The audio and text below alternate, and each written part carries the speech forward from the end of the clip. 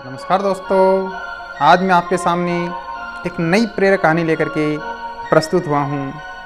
एक बार किसी गांव में एक बड़े संत महात्मा का अपने शिष्यों सहित आगमन हुआ। सब इस होड़ में लगे कि क्या भेंट करें, महात्मा जी को क्या भेंट करें। इधर गांव में एक गरीब मोची था। उसने देखा कि मेरे घर के बाहर के तालाब में बेमौसम एक कमल खिला है। उसकी इच्छा हुई कि आज नगर में महात्मा जी आए हैं, सब लोग तो उधर ही गए हैं, आज हमारा काम चलेगा नहीं, आज यह फूल बेचकर ही गुजारा कर लें। वह तालाब के अंदर कीचड़ में घुस गया, कमल के फूल को लेकर आया और केले के पत्तों का दोना बनाया और उसके अंदर कमल का फूल रख दिया। पानी की कुछ बूंद कमल पर पड़ी हुई थी और वह बहुत ही सुंदर दिखाई दे रहा था। इतनी देर में ही एक सेठ पास आया और आते ही कहा, क्यों, फूल बेचने की इच्छा है? आज हम इसके बदले आपको 2 चांदी के रुपये देंगे। अब उसने सोचा कि 1-2 आने का फूल इसके 2 रुपये दिए जा रहे हैं। वह आश्चर्य में पड़ गया। इतनी देर में नगर सेठ आया और उसने कहा, भाई फूल बहुत अच्छा है, यह फूल हमें दे दो, हम इसके 10 चांदी के सिक्के दे सकते हैं। मोची ने सोचा कि इतनी कीमत का है ये फूल।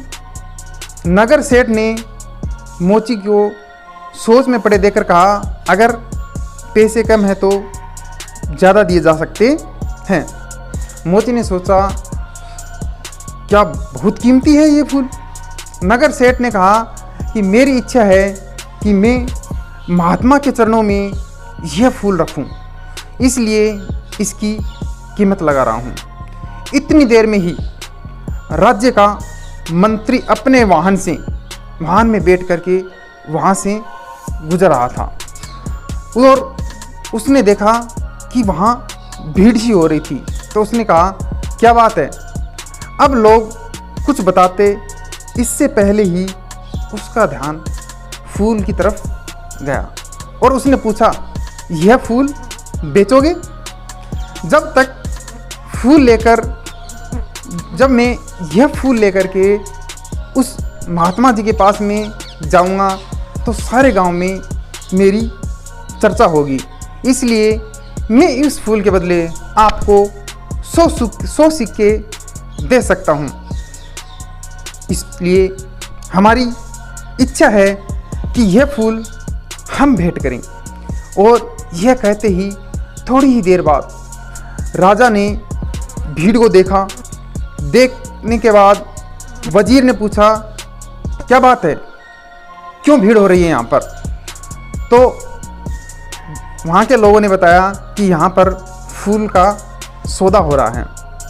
राजा ने देखते ही कहा कि इसको हमारी तरफ से 1000 सिक्के भेंट करना, यह फूल हम लेना चाहते हैं।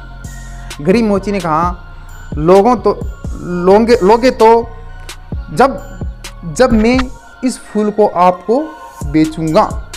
मैं इस फूल को बेचना ही नहीं चाहता। अब राजा कहता है, बेचोगे क्यों नहीं? उसने कहा कि महात्मा जी के चरणों में यह सब कुछ न कुछ भेंट करने के लिए पहुंच रहे हैं, तो मैं गरीब भी इस फूल को अपनी ओर से महात्मा जी के चरणों में भेंट करना चाहता हूँ। राजा बोला, देख लो, 1000 चांदी के सिक्के से तुम्हारी पीढ़ियाँ तर जाएगी। गरीब मोची ने कहा, मैंने तो आज तक राजाओं की संपत्ति से किसी को तरते हुए नहीं देखा है, लेकिन महान पुरुषों के आशीर्वाद से लोगों को जरूर तरते हुए देखा है। राजा मुस्कुराया और कह उठा, तेरी बात में दम है, तेरी मर्जी तू ही भेंट कर ले।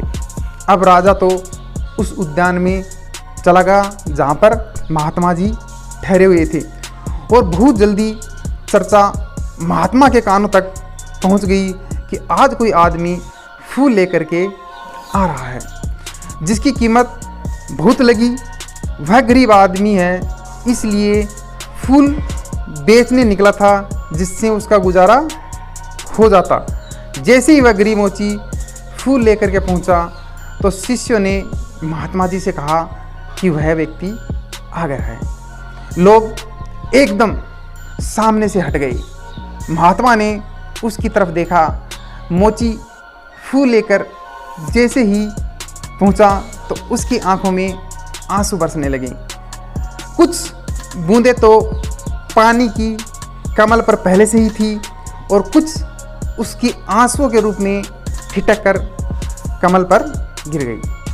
रोते उसने कहा, सब ने बहुत बहुत कीमती चीज़ आपके चरणों में भेंट की है महात्मन, लेकिन इस गरीब के पास यह कमल का फूल है और जन्म जन्मांतरों का पाप, जो पाप मैंने किए हैं उसे आंसू आंखों से भरे पड़े हैं, उनको आज आपके चरणों में चढ़ाने आया हूँ।